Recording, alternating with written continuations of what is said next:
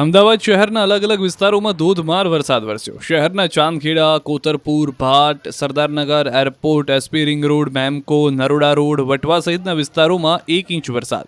અમદાવાદમાં એલર્ટ વચ્ચે ધોધમાર વરસાદ વરસતા યશોદાનગરમાં ઠેર ઠેર પાણી ભરાયા. ભારે વરસાદથી પાણી ભરાતા રસ્તા ઉપર નદીઓ વહેતી હોય તેવા દ્રશ્યો જોવા મળ્યા. આ સાથે નારોલ લાંબા હાઈવે પર ધોધમાર વરસાદ વરસ્યો, જેના કારણે અનેક વિસ્તારોમાં વરસાદી પાણી ભરાયા. ભારે વરસાદને કારણે રસ્તા પર પાણી ભરાતા અનેક વાહનો પાણીમાં ફસાયા.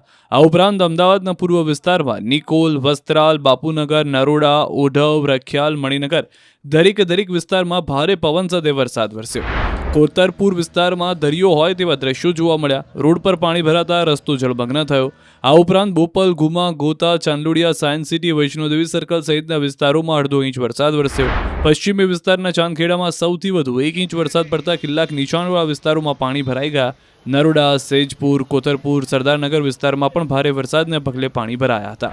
બોપલ વિસ્તારમાં આવેલો રેલવે અંડરબ્રિજ વરસાદી પાણીથી ભરાઈ ગયો.